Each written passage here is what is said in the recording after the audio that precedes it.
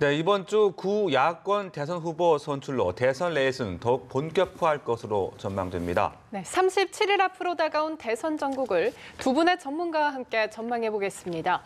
조혜진 전 새누리당 의원, 강석진 전 서울신문 편집국장 나오셨습니다. 어서 오세요. 네, 안녕하십니까. 반갑습니다. 네, 국민의당 서울, 인천 지역 경선이 지금 펼쳐지고 있습니다.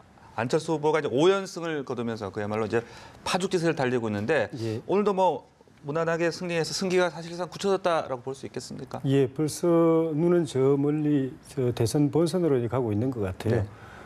손학규 전 지사 같은 경우에도 본선 경선에 더 집중하는 것보다는 본선에서 이 국민의당이 집권하려면 어떻게 해야 될 것인가, 외연을 어떻게 더 넓혀야 될 것인가, 세력을 더 어떻게 확대해야 될 것인가 이런 쪽에 관심을 보여줄 정도로 이미 대선은 이렇게 대선이 확정이 된 것 같은데 실제로 안풍이 좀 불었다고 말할 수 있습니다. 안철수 바람이 다시 불었다고 말할 수 있는데 이 바람이 기세가 어느 정도 갈 것인가 또 그것으로 인해서 그 문재인과 안철수 양자 대결 구도로 붙였을 때 지난 이번 주에 조사에서 이 두 사람의 지지율 격차가 오차범위 안에 2.4% 안으로 줄어들었는데 이 기세가 계속 이어진다면 뒤집어질 가능성도 있습니다.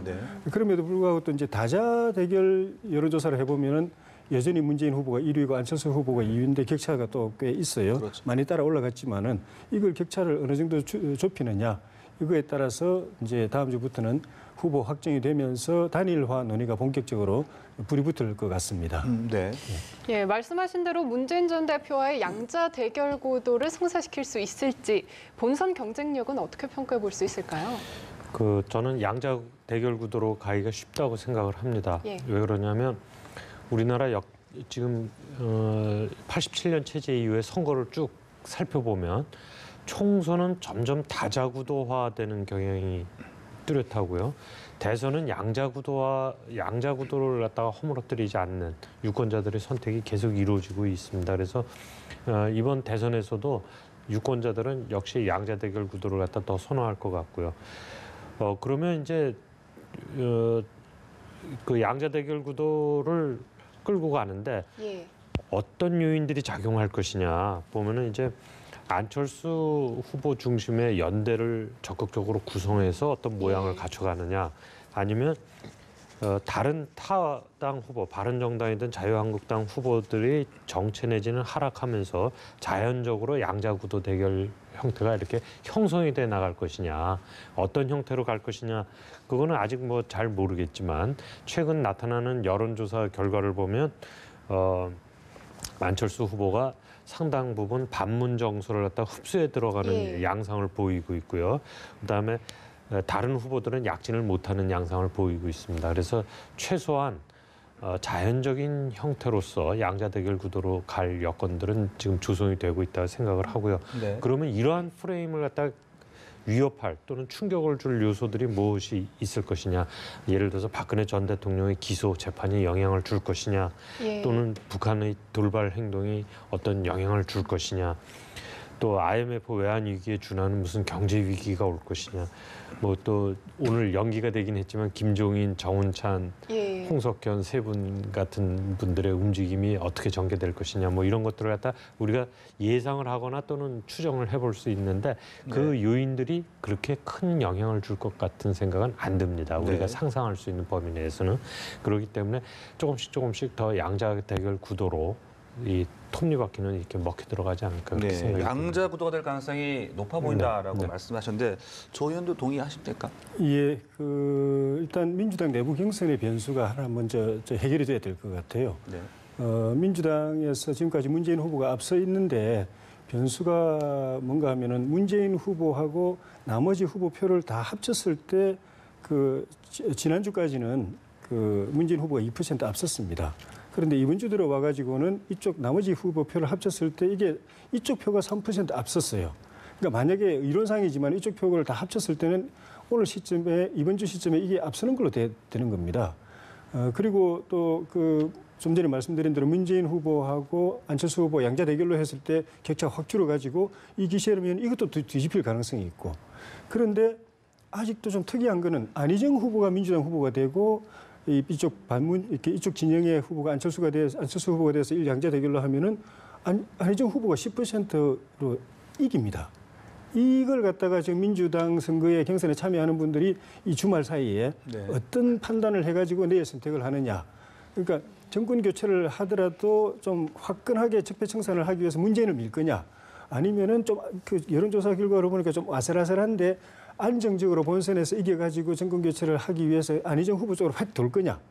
사실 그 가능성은 많지는 않은데 문재인 후보 대세를 달려왔기 때문에 많지는 않은데 만약에 안희정 후보 쪽으로 돌 경우에 안희정 후보가 표가 올라가가지고 물론 내일 선거에서 안희정 후보 1등 하기는 어렵습니다. 후보가 되기는 어렵지만은 결선으로 갈 가능성이 있는 겁니다. 그리고 결선으로 만약에 간다면 그 추세면은 결선에서 안희정 후보 될 수도 있어요. 안희정 후보가 되면은 좀 전에 말씀드린 대로 안철수 후보가 1대1로 붙어도 10% 안희정 후보가 이기는 걸로 나오거든요. 그래서 안철수 후보 입장에서 볼 때는 문재인 후보가 편하죠. 되게 되는 게 이제 편한데 지금까지 그 국민의당 안에서는 단일화해야 된다는 이야기가 좀 나오다가 안철수 후보가 이제 쭉 이제 올라가니까 그리고 이제 내 스스로 한번 해보겠다고 하니까 당분간은 국민의당 안에서 단일화론이 좀 물 밑으로 내려갔습니다. 그런데 설령 1대1 단일 구도에서 문재인 후보보다 앞서는 여론조사 결과가 나오더라도 다자 구도에서 계속 2위가 안철수 후보가 1위로 차지를 못하고 2위로 나오면은 이거는 다시 또 단일화 이야기가 또 나오게 돼 있습니다. 이게 이제 변곡점이 될 것 같아요. 네, 더불어민주당 경선도 좀 결선까지 갈지는 좀 끝까지 봐야 된다 그런 말씀이신 것 같은데 국장님 판단은 어떠세요? 저는 결선 투표로 가지 않을 가능성이 조금 더 높아 보입니다. 물론 이제 그 가능성을 완전히 배제한다는 것은 아닌데 왜 그러냐면 지금 이렇게 주요 정당들 내부 경선 과정을 보면 선두 주자에 대한 쏠림 현상이 계속 강하게 나타나고 있습니다. 일반 여론은 전체적으로 봐서 엎치락 뒤치락하거나 어떤 때는 뭐 부침이 좀 강하게 나타나거나 그러는데 정당 내에서의 경선들은 지금 일관되게 선두주자 쪽으로 쏠림 현상이 계속 나타나고 있고요. 그다음에 민주당의 경우에 문재인 후보 같은 경우에는 조직이나 자금 동원력에 있어서 지금까지 보면 압도적인 우위를 보여왔고요. 그다음에 도전자들이 좀 조직을 갖추거나 뭐 이런 시간적 여유가 없는 상태에서 등장했기 때문에 충분히 지금 힘을 발휘를 못하고 있습니다. 당내 투표를 하는 선거인단 입장에서도 물론 극적으로 반전을 가져옴으로써 오는 반전 효과, 드라마적인 효과도 생각을 할 수가 있지만 자칫하면 깊은 상처를 낸 상태에서 선두주자가 될 가능성도 있거든요. 그래서 밀어주자 심리도 작용을 한다고 봅니다. 그래서 그런 면에 있어서는 문재인 후보가 지금 저는 8분 능선은 넘고 있다 이렇게 보고 있습니다. 그런데 문재인 전 대표가 후보로 선출이 된다고 해도 다른 두 후보의 지지층이 순순히 문 전 대표 쪽으로 옮겨질지는 아직 미지수 아니겠습니까? 오히려 안희정 지사의 지지층이 안철수 전 대표 쪽으로 옮겨갈 가능성도 좀 있어 보이는데요. 어떻게 보세요? 좀 전에 말씀드린 대로 정권 교체 확실하게 하고 그 뒤에 정권을 잡아가지고 적폐청산 화끈하게 해야 된다라고 하는 민주당 고정 지지층, 충성도 높은 고정 지지층 표들은 문재인 후보 쪽에 거의 집결되어 있는데 그 이외에 외연히 확장이 잘 안 되고 있고 안희정 후보나 이재명 후보, 특히 안희정 후보 쪽에는 문재인 후보 불가론, 문재인 후보는 안 된다, 문재인이 되면 곤란하다라고 생각하는 분들이 그쪽에 또 많이 몰려가 있습니다. 심지어 중도층 또 원래 새누리당 지지층이었던 보수층까지도 그쪽에 많이 가 있어가지고 이분들이 안희정 후보, 이재명 후보가 후보 최종 경선에서 낙선했을 때 어디로 갈 것인가, 문재인 후보 쪽에 제대로 갈 것인가. 물론 이 두 분이 문재인 후보 지지하겠다고 선언을 할 가능성이 좀 높다고 보지만 불복은 안 할 걸로 보지만은 그 지지층들은 어떻게 움직일 건가가 또 달리 볼 수 있는데 일부 여론조사에서는 안희정 후보만 놓고 보면은 안희정 후보 지지자들 가운데서 문재인 후보가 당선되면은 문재인 후보 지지할 거냐 하니까 25%가 지지한다고 그러고 35%는 안철수 지지하겠다고 가버렸어요. 이게 사실은 이미 좀 움직이기 시작해서 안철수 바람이 이런데 하나의 이제 작용을 했는데 그래서 문재인 후보가 되더라도 외연을 더 확대해야 되고 그래야 다 안정되게 본선에서 이길 수 있고 확장하려면 이 표를 달아나지 않도록 붙잡는 게 중요하고 네. 붙잡으려면은 이분들의 그 정치적 성향과 칼라, 기대 그리고 그것을 통해서 반영된 안희정 후보의 정치적 비전과 노선과 공약 이걸 어떻게 불가피하게 어느 정도는 끌어안아야 될 겁니다. 지금까지처럼 막 무조건 적폐청산하겠다 뭐 이런 식으로 패권적으로 쭉 이야기하면은 정이 떨어져 가지고 아마 저쪽으로 딴 데로 이제 도망갈 가능성이 많기 때문에 그래서 불가피하게 문재인 후보가 이 표들을 끌어안으려고 한다면은 안희정 후보가 이야기했던 그런 이제 협치라든가 통합이라든가 뭐 분권이라든가 연정이라든가 이런 거에 대해서 어느 정도는 고민 안 할 수가 없고 또 받아들일 건 또 받아들이고 또 내가 되더라도 패권 쥐고 이렇게 휘두르고 그렇게 패권 정치 안 하겠다는 것 갖다가 분명하게 천명하는 것이 불가피하다. 그러지 않으면은 그 표들은 달아나서 1대1 구도가 됐을 때 뒤집힌다 하는 네. 그 부분이 문재인 후보가 고민해야 될 지점인 것 같습니다. 네. 이 보통 이제 대선처럼 이제 큰 선거가 되면은 당내 경선 때는 당의 정체성에 부합하는 아주 선명성을 세일즈 포인트로 삼고요.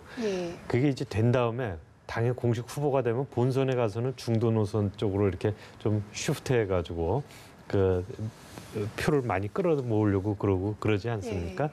근데 이제 안희정 충남지사의 경우에는 당내 경선 과정에서 중도적인 색깔을 갖다 굉장히 강조를 했어요. 이재명 후보는 당의 정체성에 맞는 선명성을 갖다가 굉장히 강조했고요. 그래서 안희정 후보 쪽에 모였던 표들은 사실 중도표, 뭐 좋게 말하면 합리적 보수표 이런 표들이 많이 모였던 거죠. 그 표들이 이제 안희정 후보가 될 가능성이 없어지니까 지금 빠져나오고 있는데 이러한 것들이 최근에 그 한국갤럽 조사에서 3월 셋째 주하고 넷째 주 조사에서 표 이동한 거를 보면 굉장히 명확하게 나타난다 이렇게 언론들이 보도하고 있지 않습니까? 거기에 보면 다른 후보들은 거의 다 정체인데 안희정 후보의 표만 빠져나와서 안철수 표 쪽으로 이동한 걸로 이렇게 나타나고 있지 않습니까? 그러니까 지금 현재로서는 그 문재인 후보 쪽에서 더 노력을 해서 안희정 표를 갖다 이렇게 잡아야 되지 않겠습니까? 처음에 뭐라고 그랬냐면 안희정 지사가 있음으로 해서 중도 보수표를 민주당에 견인해 들어오는 효과가 있다. 이제 그랬었는데 지금 막상 그때가 돼서 이렇게 열어보니까 이게 쫙 빠져나간단 말이죠. 그러니까 문재인 후보로서는 이제 안희정 표를 갖다가 안희정 지사 지지표를 갖다 어떻게 끌어안느냐가 이제 관건이 됐는데 지금 현재는 여하튼 표는 안철수 쪽으로 이동하는 게 확인이 되고 있는 상황이 아닌가 그렇게 생각합니다. 그리고 아까 잠깐 언급을 하셨지만은 김종인, 정운찬, 홍석현 이 세 사람이 회동을 가질 예정이었다가 연기가 일단 그러게 말이에요. 갑자기 이게 뭔가 좀 내부적으로 조율이 잘 안 되고 있는 거 아니냐는 얘기도 나오고 있는데 그래서 비문연대 구체화 가능성 어떻게 보십니까? 저는 구체화되기가 어렵다. 그다음에 구체화된다고 해도 큰 파괴력이 있을 것 같지 않다 이렇게 생각을 합니다. 오늘 그 회동만 해도 세 분이 회동한다고 그래가지고 아침에 오전에 그게 나와가지고 막 저기 보도도 되고 막 그랬다가 갑자기 한 3시간 만에 또 연기가 되고 그러지 않았습니까? 그리고 그 연기된 사유도 이제 명확지는 않은데 정운찬 전 총리 쪽에서 이제 흘러나오는 게 합의문에 좀 이견이 있어서 그걸 조율한 다음에 한 거니까 취소된 게 아니라 연기된 거다 이렇게 말씀을 하시는데 그 자세한 내용은 알 수 없으로되 여하튼 이 세 분이 모여서 뭘 한다고 해도 그 대선 판도에 크게 영향을 미칠 것 같지는 않다. 이분들이 접착제 역할을 하면은 영향력이 클 수가 있습니다. 그러나 틈새에 낀 모래알처럼 기능을 갖다가 자기네들이 하게 되면은 제가 보기에는 큰 역할은 못하지 않을까 그렇게 생각이 됩니다. 네, 그 여권 쪽도 좀 살펴보겠습니다. 자유한국당 홍준표 후보 분간불들 돌아오라라고 지금 이야기를 하고 있는데 유승민 후보는 그쪽은 뭐 출마 자격도 없다 또 이렇게 또 맞받아쳤습니다. 그래서 다변화 가능성이 있을까요? 어떻게 보십니까? 돌아가든 아니면은 손을 잡든 간에 거기에서 나올 수밖에 없었던 그 원인에 대한 해소가 우선이죠. 그 국민들에게 이래서 우리는 같이 못한다고 나왔는데 그게 그대로 남아있는데 다시 돌아간다면 국민들 보기에 우스워지니까. 그래서 홍 후보가 진짜 바른정당이 다시 돌아오거나 아니면 바른정당하고 손을 잡거나 후보 단일화를 할 마음이 진짜로 있다면은 나갈 수밖에 없던 같이 있다가 나갈 수밖에 없었던 그런 요인들 친박의 인적 청산이라든가 또 당내의 그런 그 약간 극우적인 노선, 그런 좀 낡은 보수의 색깔, 또 뭐 본인도 조금 이제 재판 받는 입장에서 좀 어려운 부분이 있지만은 그런 부패 이미지라든지 기득권 이미지라든지 또 박근혜 대통령 당시에 친박 이 패권 정치 때문에 빚어졌던 그런 어떤 그 나쁜 잘못된 정치 문화, 세머리 줄 세우기, 또 패거리 정치 이런 것들을 정리하면 이제 그런 다시 돌아가든 손을 잡든 뭐 후보와 단일화 하든 가능할 텐데 그게 그 홍준표 후보 입장에서 볼 때 그래 쉽진 않아요. 본인도 생각이 전혀 없진 않을 텐데 네. 친박이라는 그 실체가 워낙 견고하고 이분들이 스스로 또 나갈 가능성도 없고 억지로 쫓아내려고 하면 나머지 의원들이 3분의 2가 의원총회에서 찬성을 해줘야 되는데 그 3분의 2 정도 되는 세력이 다 친박시 범친박이기 때문에 이분들 입장에서 그냥 진박 핵심 뭐 8인방이든 10인방이든 알아서 당을 위해서 잠시 좀 나가주면 고맙겠다 생각은 해도 이 사람들 내보내자 해서 투표하라 그러면 그거 쉽지 않습니다. 그래서 쉽지 않아가지고 현실적으로는 홍준표 후보가 본인의 그런 개인의 정치적 역량, 개인기라고 할 수 있는 그런 뭐 톡 쏘는 그런 이제 발언이라든지 이런 걸 가지고 어느 정도 뭐 이렇게 표를 또 얻는다든지 아니면 대선 분위기를 이렇게 띄워가면서 그렇게 가다가 나중에 그 대선 끝나고 난 뒤에는 당을 본인이 이제 접수하려는 장악하려는 그런 쪽으로 갈 가능성이 많지. 네. 바른정당에서 요구하는 유승민 후보가 요구하는 것처럼 그런 이제 구정치를 청산하고서 깨끗하게 개혁 보수, 핵심 보수를 해놓고 손잡는 그 가능성은 현실적으로는 기대하기가 좀 어려울 것 같습니다. 네. 예, 한편 유승민 후보는 최근에 이제 지지율 끌어올리기에 온 힘을 쏟고 있는데요. 유승민 후보가 어떻게 하면 TK 표심을 좀 얻을 수 있을까요? 저는 TK 표심 얻기 어려워 보여요. 그 TK 표심에 구걸하면 할수록 더 초라해지고요. 왜냐하면 TK 민심은 지금 박근혜 대통령 사태와 관련해서 애잔한 마음 한편이 있지만 또 한편으로는 또 그분들도 다 국민이니까 TK라고 공적인 마음이 없겠습니까? 그러니까 이제 무엇이 잘못됐고 잘 됐고가는 판단을 할 거 아닙니까? 그러니까 박근혜 대통령 잘못됐고 따라서 우리나라 바뀌어야 되고 이런 생각이 TK에도 저는 과반 이상이라고 생각을 합니다.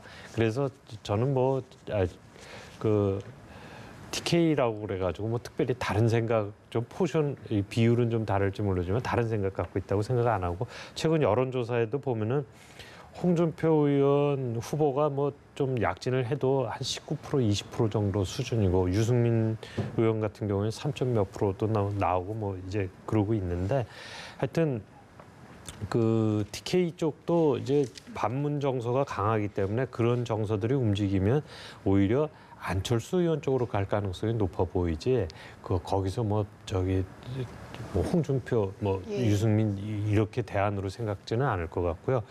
그다음에 유승민 의원이나 바른정당 입장에서는 TK 표심 중요합니다. 다음 선거를 생각해도 중요하고 보수 정당 내 적자 논쟁에서도 거기 인심이 중요하죠. 그렇지만 전국적으로 보면 TK에 매달리면 매달릴수록 전국적으로는 국민들 보기에는 초라해 보이게 되고 거기에 매여 있게 되고 박근혜 말뚝에 매여 있게 됩니다. 그래서 그렇게 바람직한 것 같지 않고 그다음에 그 TK 민심을 갖다 고려를 해서 어떤 잘못된 선택, 예를 들면 자유한국당하고 합친다든지 이렇게 될 경우에는 더 수렁에 빠지지 않을까 그렇게 생각이 됩니다. 그래서 TK 민심을 어떻게 하면 얻을 수 있을까를 궁리하기보다는 어떻게 하면 보수 세력 전체를 갖다 재건을 하느냐. 네. 그런데 중점을 두고 해야 되겠죠. 지금 자유한국당 같은 경우는 박근혜 최순실 게이트 이후에 반성한다고 말로는 그러지만 의원직을 내던진 사람이 있습니까? 식사를 전폐하고 반성하기는커녕 밥 한 끼라도 제대로 굶은 사람이 있습니까? 없거든요. 보수를 제대로 재건을 하겠다는데 포커스를 맞추고 일을 해야지 TK에 가가지고 저 배신자 아니고요. 저 이쁘게 좀 봐주세요 한다고 될 일은 아니라고 생각을 합니다. 네, 알겠습니다. 지금까지 대선 전국 상황 두 분 모시고 자세하게 이야기 나눴습니다. 오늘 말씀 고맙습니다. 네, 고맙습니다.